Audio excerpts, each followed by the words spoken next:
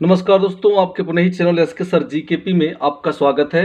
तो आज might have और माइट हैव बीन के बारे में जानेंगे कि इसकी अनुवाद कैसे की जाती है, और हम जब अंग्रेजी बोलते हैं तो अंग्रेजी बोलते समय हम इसका कैसे प्रयोग करेंगे, इसके बारे में हम डिटेल से इसकी जो है चर्चा करेंगे और इसका अनुवाद करके आपको बताएंगे कि इसको कैसे अनुवाद किया जाता है।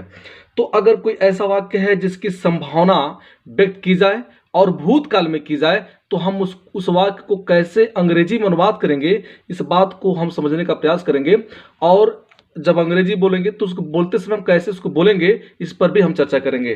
देखिए, जिस कार्य के होने की संभावना, यानी कोई कार्य है उसको होने की संभावना भूतकाल में थी, ठीक ना, यानी कि कोई कार्य है उसको होने की संभावना भूतकाल में थी, वह कार्य नहीं हो सका, मतलब उसको भूत में हो जाना चाहिए था लेकिन नहीं हो पाया, अर्थात भूत की संभावना जो है संभावना ही रह गई।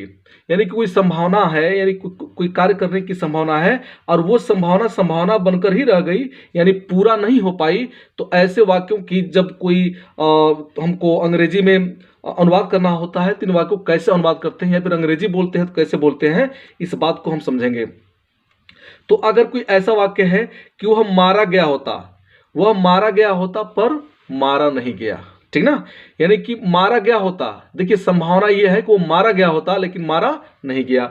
उसने कार्य पूरा किया होता, कार्य पूरा किया होता लेकिन पूरा नहीं कर पाया, उसने कार्य नहीं किया। उसने यह पुस्तक पढ़ी होती, ठीक है, या पढ़ा होता कोई भी ऐसा वाक्य हो तो हम ये समझेंगे कि कार्य जो है पूर्ण नहीं हो पाई है, यानी भूतकाल में वो कार्य पूर्ण नहीं हो पाई। अब ऐसे वाक्यों की रचना जो है अगर हमारे सामने आती है तो सबसे पहले हम रूल पर आते हैं, देखते हैं ऐसे वाक्यों की संरचना किस प्रकार की जाती है और कैसे की जाती है। तो देखिए, सब्जेक्ट प्लस माइट हैव, ठीक है, यानी कि माइट के साथ हमको हैव का प्रयोग करना होगा और हैव लगा करके पास्ट पार्टिसिपल, यानी कि पास्ट पार्टिसिपल का मतलब होता है क्रिया का थर्ड फॉर्म, थर्ड फॉर्म का प्रयोग करेंगे, यानी कि एक्टिव वॉइस में। अगर यही पैसिव वॉइस हो जाए तो पैसिव वॉइस में एक काम करेंगे, हम जो माइट हैव के साथ बिन का प्रयोग कर लेंगे और क्रिया का थर्ड फॉर्म का तो प्रयोग करना ही होता है पैसिव वॉइस में। तो ये वाक्य चलिए हम चाहे वो एक्टिव वॉइस से बनाए या पैसिव वॉइस से बनाए, जिससे भी चाहे बना सकते हैं। लेकिन अगर यह वाक्य है वह मारा गया होता, देखिए वह मारा गया होता पर मारा नहीं गया, मारा गया होता संभावना है लेकिन संभावना ही बनकर रह गई, वो पूर्ण नहीं हो पाई। तो ऐसे वाक्यों की जब हम अनुवाद अंग्रेजी में करते हैं तो इस प्रकार करते हैं, जैसे वह मारा गया होता तो लिखेंगे ही।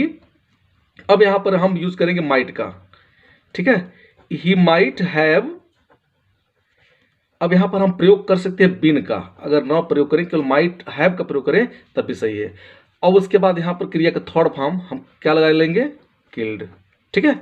तो अगला वाक्य हमारा है, उसने कार्य पूरा किया होता लेकिन पूरा नहीं किया, यानी कि भूतकाल में इसकी संभावना थी कि पूरा हो गया होता लेकिन पूरा नहीं हो पाया। जब ऐसे वाक्य हमको मिलते हैं तो सबसे पहले उसके सब्जेक्ट को लिखते हैं।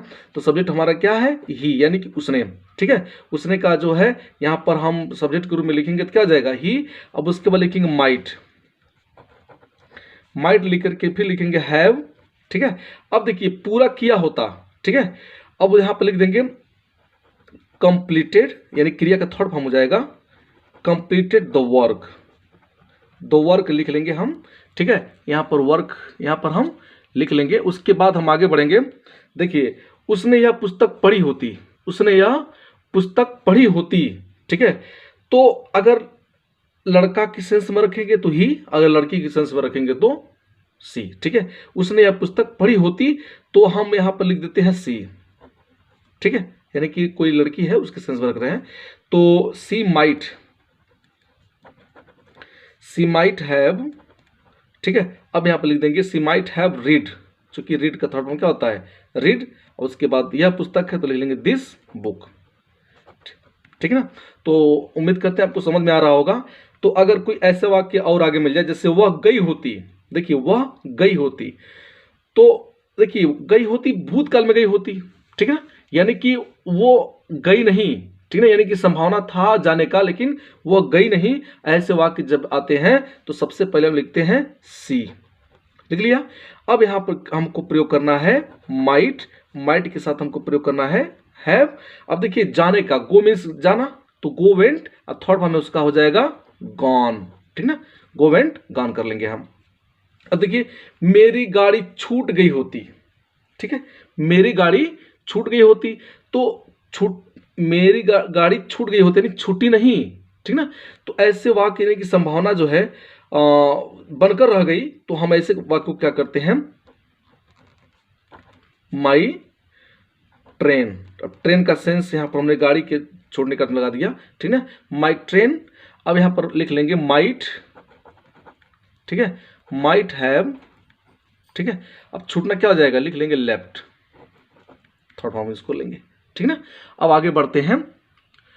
अब देखिए अब यहां पर लिख लेंगे हम लोगों ने मैच जीता होता।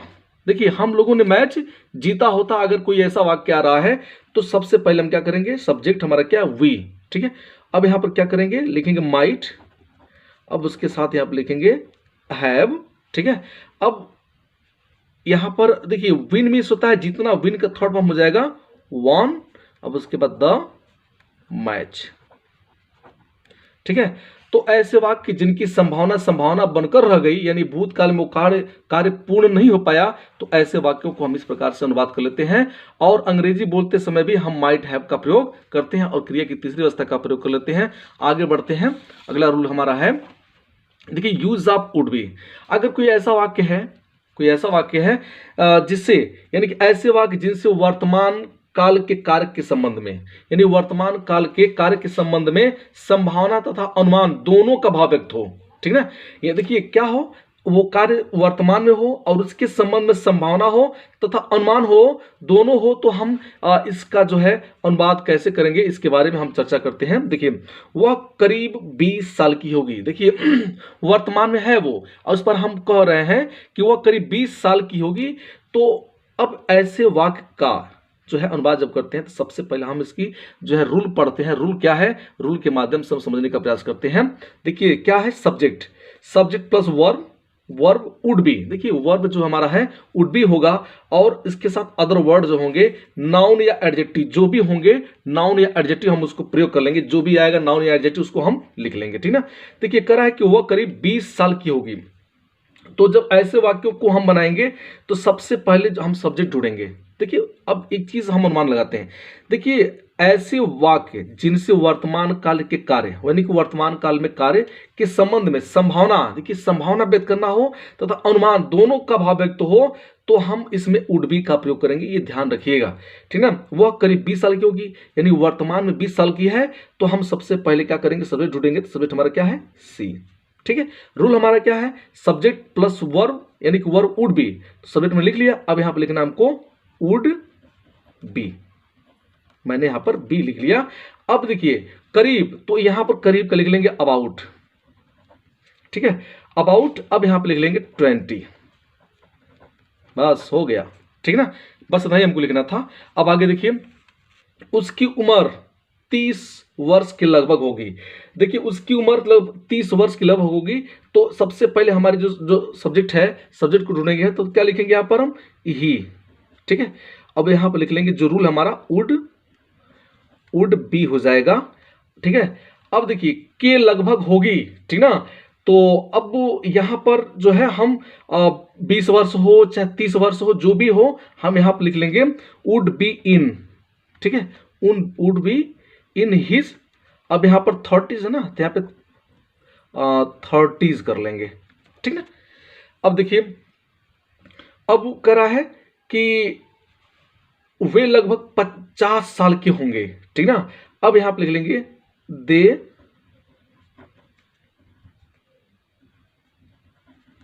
वुड बी इन दियर, ठीक है, 50s कर लेंगे, ठीक ना। अब इसी तरह से आगे बढ़ते हैं, वह मोहन की मां होगी, ठीक है, वह मोहन की मां होगी। तो अब देखिए वह मोहन की मां होगी, तो मतलब जैसे सी लिखेंगे, अब सी लिख लिया मैंने, ठीक है। अब सी के साथ क्या लिखेंगे, वुड बी। अब यहां पर लिख लेंगे मोहन्स अपॉस्ट्रॉफी एस लिखेंगे, ठीक है, मोहन्स।